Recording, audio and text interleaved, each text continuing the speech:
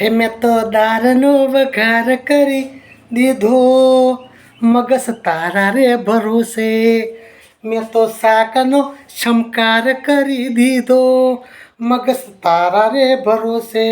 મેં તો પૂરીઓ બનાવી તરી દીધી, મગસ તારા રે ભરોસે. અરે ભાઈ આ રસોઈયા છે ને મગસ પેલો બનાવ્યો, મગસ કેમ કે મેન આઈટમ કહેવાય અને એના વગર તો લગ્ન અધૂરું છે.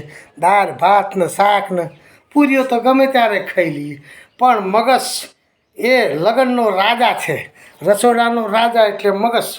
વરરાજાની જેમ, વરરાજા વગર જોન ના શોભે એમ મગસ વગર, હલવા વગર, મીઠાઈ વગર લગ્ન ન કહું ભાઈ. આના જુઓ, હવે આ ઝારો લઈને પાપડીને રમકડા કાઢીશું અને છોકરાને રાજી કરીશું મારા ભાઈ. અરે અને આ પરસેવો ના આવડે ને એટલે તો ટોપું પહેર્યું છે રસોઈ આવીએ. હવે ભાઈ આને પાછું હવે સાફી રાખવા મળીશ. કેમ કે પહેલાં ભજીયો પાડતા હતા તારે રસોઈયા છે ને કશું માથે નહીં, આ ના રાખે, બંડી પહેરે અને લેંઘો પહેરે.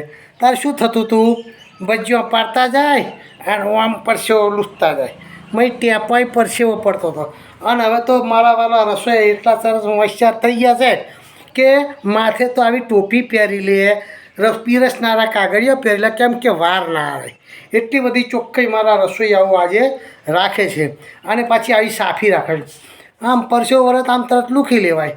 એમાં પાછો કેવા આટલો રૂમાલ ટુકડો હોય હોદવા જવો. એટલે હવે મારા ભાઈ રસોઈયા છે ને આવી રીતે રસોઈ બનાવે છે.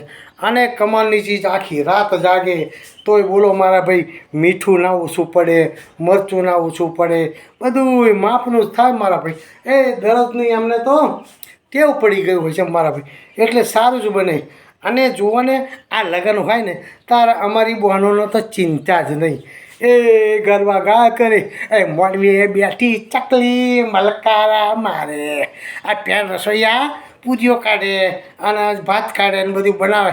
હવે બહેનો નવરી એટલે શું ગાય કે મોડવી બેઠી ચકલી મલકારા મારે. આ બેઠા બેઠા બહેનો ભજન ગીત, આ લગ્ન ગીતો ગાય અને મલકારા મારે. અને પછી ખાવાનો ટાઈમ થાય ને એટલે જમવા બહેનો ઉપડી જાય, એટલે બનાવવાની ચિંતા જ નહીં, વાહણ ગહવાની ચિંતા જ નહીં.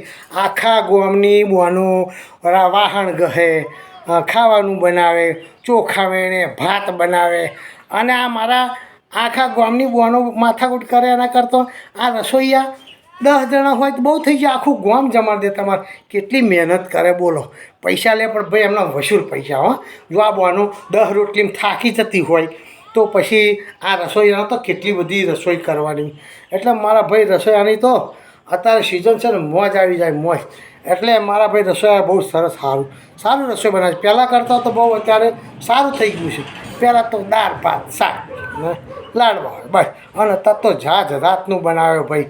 બસ હવે ફરી અને જમવામાં તો કેટલી વાનગીઓ હોય છે, એ તો ફરી વાત થાય ભાઈ, બહુ લાંબુ થઈ જાય. પછી આવજો તારે લ્યો. અને રસોઈ બગાડતા નહીં પાછા. હા જમવામાં જાઓ ને તો માપનું લેજો. કોકે તાર મોંઘવારી કેટલી બધી છે, મોંઘવારી તાર નખો જાજો રે. આ ગાય છે ને ભાઈ એવું હાથવજો, મોંઘવારીમાં કશું બગાડતા નહીં કોઈનું. એટલે હાચવીને ખાજો, વાપરજો ને જોઈએ એટલું લેજો મારા ભાઈ. લ્યો તાર આવજો હાલો.